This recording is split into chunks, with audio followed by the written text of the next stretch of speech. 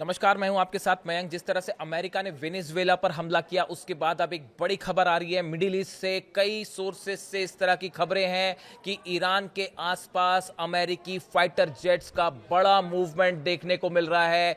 Iran के आसपास जो अमेरिका की मिलिट्री बेसिस हैं, उन मिलिट्री बेसिस पे अमेरिका ने अपने फाइटर जेट्स के नंबर्स बढ़ा दिए हैं, उनकी संख्या बढ़ा दी है। F-35 जेट्स जो हैं वो अमेरिका के बेसिस पर पहुंचने शुरू हो गए हैं और आसपास से भी कई सारे फाइटर जेट्स ईरान के आसपास बुलाए गए हैं। अब ये बड़ी खबर है सोर्सेस के हवाले से। इसका एक बड़ा मतलब क्या ये निकलता है कि वेनेजुएला के बाद ईरान को लेकर एक बड़ी जंग देखी जा सकती है। क्या वेनेजुएला के बाद ईरान पर भी हमला हो सकता है और क्या जल्दी ही ये फैसला हो सकता है? देखिए, जिस तरह से वेनेजुएला पर हमले किए, अमेरिका ने एयर स्ट्राइक्स करी, तमाम जगहों पर जो है मिसाइल से अटैक हुए, हेलीकॉप्टर्स से अटैक हुए। उसके बाद देखिए जो इंफॉर्मेशन निकल के आई इस पूरे हमले को लेकर कि डोनाल्ड ट्रंप खुद मॉनिटर कर रहे थे वॉर रूम में बैठ के कि किस तरह से हमले हो रहे हैं वेनेजुएला में।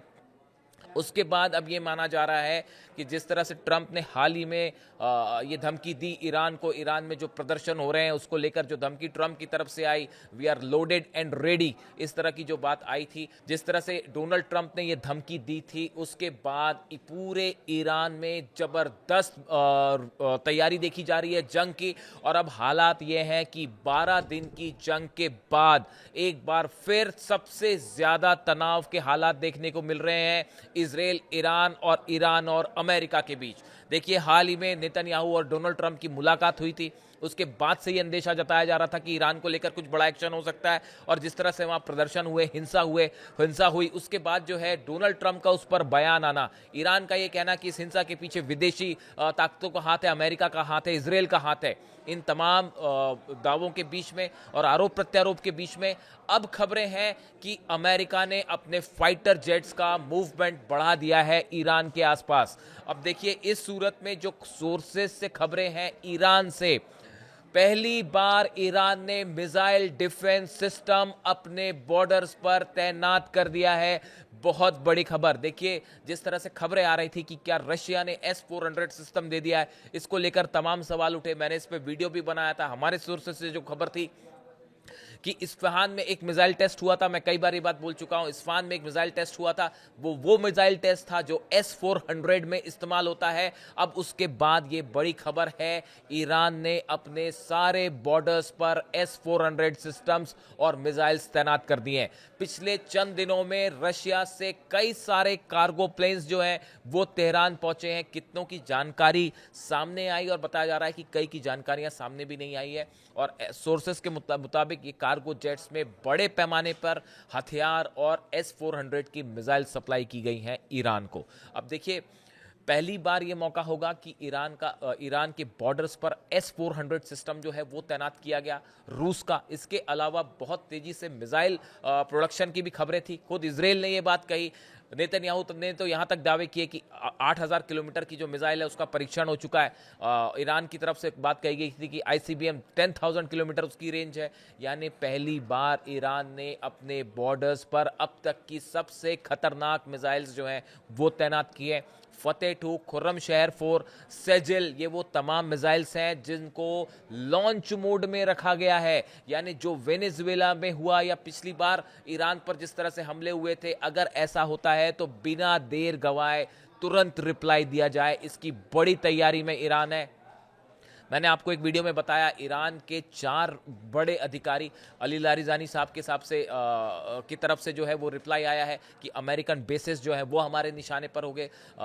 उसके अलावा अली खामनेई साहब की जो एडवाइजर्स हैं उनकी तरफ से लगातार ये बात कही जा रही है। विदेश मंत्री अब्बास अराक्ची की तरफ से ये बात कही गई, ईरान के संसद के अध्यक्ष हैं उनकी तरफ से ये बात कही गई, और इनके साथ ही खामशानी साहब जो हैं उनकी तरफ से ये बात कही गई कि अगर हमला होता है इस बार तो ईरान की मिसाइल्स अमेरिका के बेसिस पर रेडी हैं फायर करने के लिए। ये पहला मौका होगा 12 दिन की जंग के बाद जब अमेरिका और ईरान के बीच इतना ज़बरदस्त तनाव देखने को मिल रहा है और इसी बीच जो है रूस और चाइना दोनों की तरफ से जंग में बड़ी मदद हो सकती है ईरान की अगर इस बार किसी भी तरह का हमला होता है। देखिए बड़े सारे एक्सपर्ट्स ये कमेंट कर रहे हैं कि वेनेजुएला के बाद वेनेजुएला शायद ट्रंप के पास ये ऑप्शन था कि पहले वेनेजुएला पर हमला किया जाए या ईरान पर हमला किया जाए।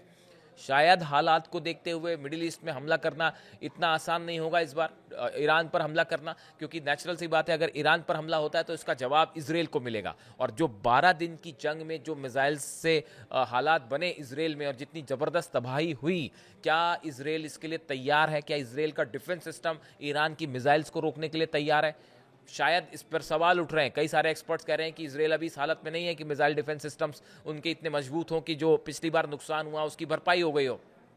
ईरान की तरफ से ये दावे हुए जितने लॉन्च पैड्स थे वो सब रिपेयर हो गए। बताया जाता है 600 लॉन्च पैड ऐसे थे जो अमेरिका और इजराइल ने निशाने बनाए थे 12 दिन की जंग में, खासतौर पर इजराइल ने हमले किए थे, इजराइल के फाइटर जेट्स ने हमले किए थे, वो सब के सब रिपेयर हो गए हैं। सब के सब फिर से मिसाइल लॉन्च मोड के लिए रेडी हैं और ईरान ने अपनी मिसाइल्स रेडी कर रखी हैं। देखिए जो वेनेजुएला पर हमला है, जैसे ईरान की तरफ से जो बयान आया वेनेजुएला हमले को लेकर कि इसके परिणाम सिर्फ वेनेजुएला तक सीमित नहीं रहेंगे, पूरी दुनिया में इसका असर होगा, दूसरे इलाकों पर भी असर होगा। ये ईरान की साफ और खुली चेतावनी है अमेरिका को कि अगर इस तरह की कोई हिमाकत ईरान के साथ करने की कोशिश की तो उसका नतीजा होगा अमेरिका के एयर बेसिस पर बड़ा मिसाइल अटैक। इसी बीच ये खबरें कि अमेरिका के फाइटर जेट्स का बड़ा मूवमेंट ईरान के आसपास, ये अपने आप में मिडिल ईस्ट में एक बड़ी जंग की तरफ इशारा कर रहा है और कई एक्सपर्ट्स का ये मानना है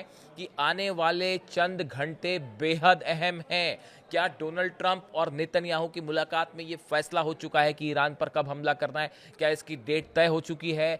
कई लोगों का मानना है हाँ हो चुकी है। ईरान भी इस बात को अच्छे से समझता है, इसीलिए बड़ा मिसाइल और मिलिट्री मूवमेंट अभी 4 दिन पहले ईरान में हुआ, जबरदस्त बॉर्डर ड्रिल हुई और मानिए पूरी IRGC पूरी ईरान की सेना बॉर्डर पर एक्सरसाइज करती दिखाई दी। यही वजह थी कि इजराइल की तरफ से बयान आ रहे थे कहीं हम पे हमला तो नहीं हो रहा, हमला तो नहीं हो रहा, लेकिन ईरान की तरफ से कहा गया हम पहले किसी पे हमला नहीं करते, लेकिन अगर हमला होगा तो करारा जवाब मिलेगा। इस बीच अमेरिका के फाइटर जेट्स का मूवमेंट क्या बड़ी जंग छिड़ने की ओर इशारा कर रहा है? इससे जुड़ा जो भी अपडेट होगा, मिडिल ईस्ट की जो भी खबर आएगी, ईरान से जो खबर आएगी, हम आप तक पहुंचाएंगे। Thank you so much.